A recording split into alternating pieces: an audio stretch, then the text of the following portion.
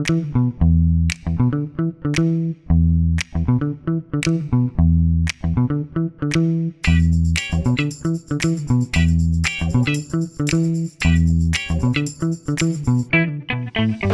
I mean, Andre, you know who I am. Right. Jack Spallone from Ujo Music. You want to tell us about yourself? Yes, so I'm Andre Anjos. I started the project RAC about 12 years ago, and been working in the music industry ever since. Right on, right on. So, you win a Grammy in 2017. Yes. Congratulations. Thank you for mentioning that. And then immediately after that, you had an album coming out called Ego. What decided to make you want to release it on the Ethereum network? So, without going super deep, I basically got really interested in Ethereum after seeing Vitalik speak in January 2017, and it just really blew my mind. Like, I feel like he was like onto something, and just on a conceptual level, like not even talking about like cryptocurrency or whatever, just the idea of exchanging value over a network that is not controlled by a single party was super interesting, but also expanded to like, a programmable, you could program other things on it, and that it was sort of like a multi-purpose blockchain, and that just clicked for me, and I was like, this would be perfect for music. So let me see who's building this, like who's working on music on the Ethereum platform, and that's when I discovered what you guys did with Image and Heap in 2015, and I was like, hey guys, do you want to do this? So it was the first album ever released on Ethereum. Yes. Awesome album. And you know a little bit more about the complexities of music and why something like Ethereum would be really valuable. More than, say, what the listener might know. Do you want to talk about those complications with licensees, the many parties that are involved? Yeah. How that works?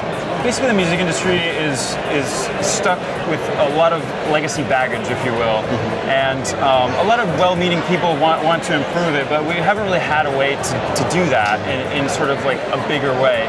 And some of the issues that we run into is like it's spread out through many different services. It's not all in one place. Like you don't really know. There's not a lot of transparency in like where the income is coming from. Even with interaction with your fans, there's always like a third party kind of in the middle. And I saw this as an opportunity to kind of get around that, and kind of connect you with your audience in a more meaningful way. So the music industry, the music business, the recording music business has always had to play a reactionary game when innovation comes and disrupts it. Right, now. Right, I mean, especially the migration from analog to digital, but even before that with the change of mediums and the preferred consumption models. Right. I mean, it was absolutely obliterated the last time with piracy and Napster.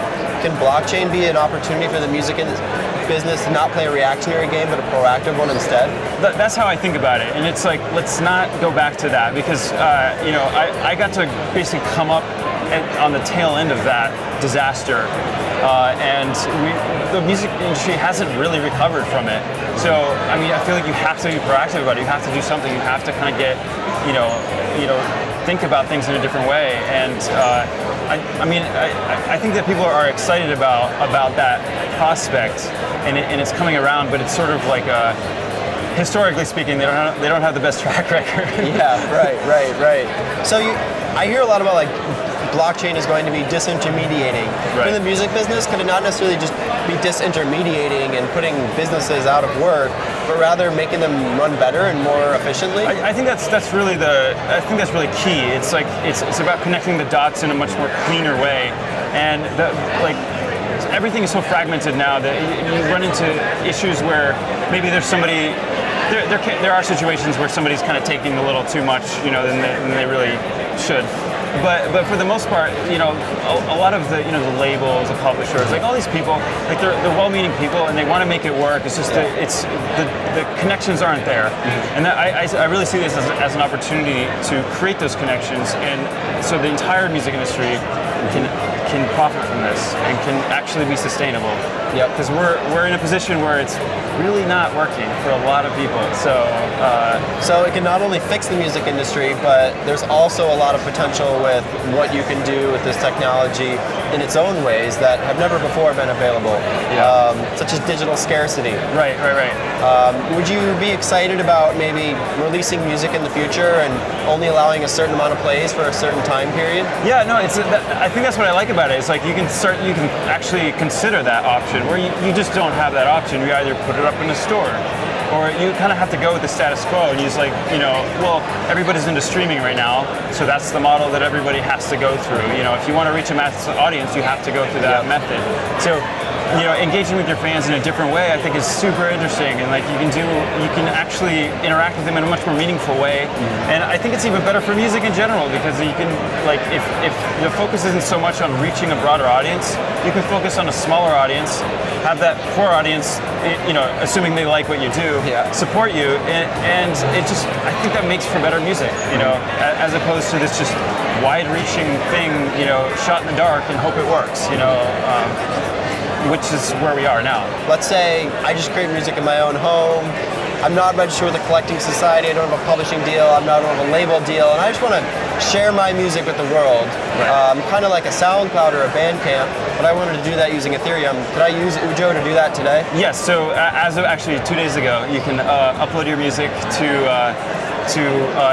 www.ujomusic.com, and just from there, it's a couple steps, but then you're good to go. You can share it with whoever you want. Right on. Cool. So ujomusic.com. Yeah. Right on.